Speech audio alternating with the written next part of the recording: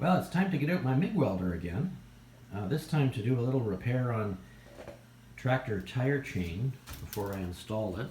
We've got a little skiff of snow here on Manitoulin now, and I want to modify this. These chains go on the back wheels, as I'll show you later, and they provide traction from one of my old two-wheel drive tractors so we can do some snow blowing and things. This lever here is part of the tensioning mechanism, and it came from the factory like this. This is just kind of bent down, and it grips this chain so it can still move, but the chain can't come out. What I found last year was that this got bent, and it did come out.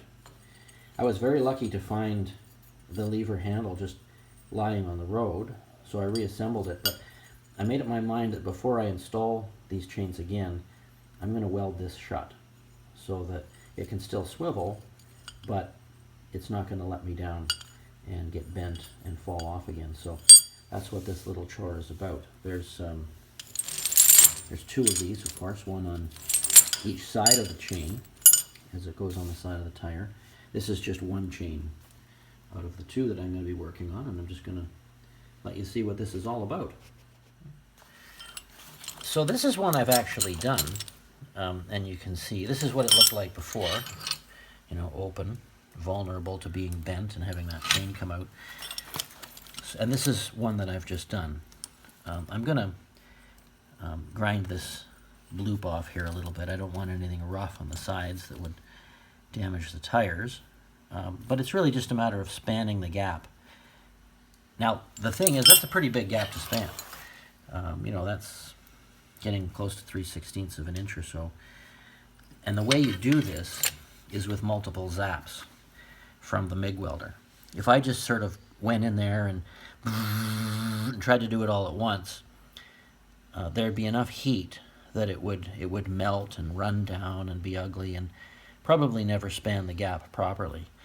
So what I'm going to do now, you won't be able to see it happening, except you're just going to see a flash, but I'm just going to be giving it little shots, letting it cool for a second or two, giving it another shot, and just building up a kind of a mountain from this side to this side. What I did here is when I had the gap spanned, I just ran another bead along the top to build up some more material.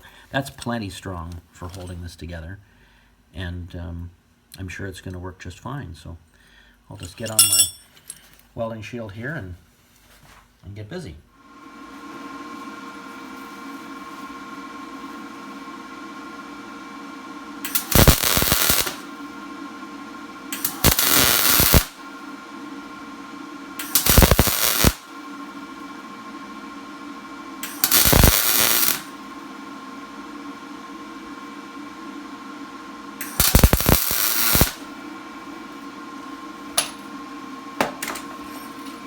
Now, you can see I've spanned the gap there.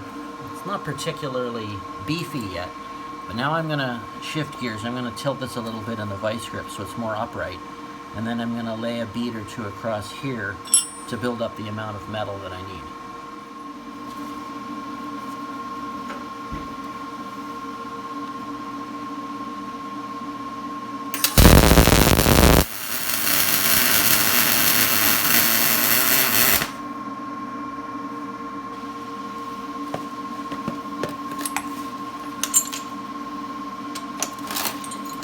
Yeah, I think that's going to do just fine. And unlike my first attempt, I don't think there's very much grinding needed there at all. It's just a little thing, but you know, when it comes to making a country life work in a hands-on kind of way, it's little things like that that make a huge difference. I mean, when this first came off last year, the chain fell off on the road, and I had to find this, and then I had to wrestle it on. It was really cold that day. You know, it might have been an hour or an hour and a half by the time I got things back in order again. So sometimes little things going wrong can have a big impact, and that's why little diligences like this pay off in a system that works for you. Well, here are the tire chains in place. Got everything ready to go.